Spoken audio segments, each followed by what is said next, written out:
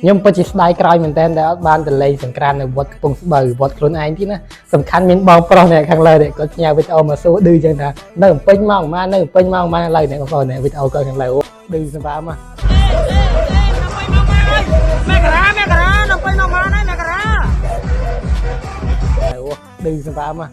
បងប្អូនយើងណាខ្លះបានមកលេងរួមកំសាន្តនៅខាងវត្តកំពង់ស្បូវថ្ងៃមុនជួយខមមិនប្រាប់ម្នាក់មួយផងមើលចង់ដឹងថារ៉េតថេញឲ្យប៉ុន្មានបងប្អូនថ្ងៃមុនឲ្យបន្ទុកប៉ុន្មានសម្រាប់លេងទឹកក៏ដូចជារួមលេងនៅខាងវត្តកំពង់ស្បូវហើយសំខាន់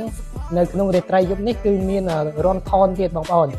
នយើងដែលមិនបានទៅលេងពីថ្ងៃអាចទៅលេងពីយប់បានគឺយប់នេះគឺរំថនលូកផ្កាបាទហើយសម្រាប់ថ្ងៃស្អែកគឺមានកម្មវិធីដដែលបងប្អូនអាចទៅទស្សនាក៏ដូចជាចូលរួមដើម្បីលេងកម្សាន្តចង្វាក់ប្រពៃណីចង្វាក់ញាក់ឡំលាវសារវ័ននេះមានចប់មានទាំងញាក់មានរីមិចអីសំខាន់មាន DJ ទៀតអញ្ចឹងបងប្អូនជួយ comment ផងថា rating ឲ្យប៉ុន្មានថ្ងៃនេះបាទខ្ញុំស្ដាយណាចង់ទៅដែរណាមិនមកផ្សាយទៅដែរ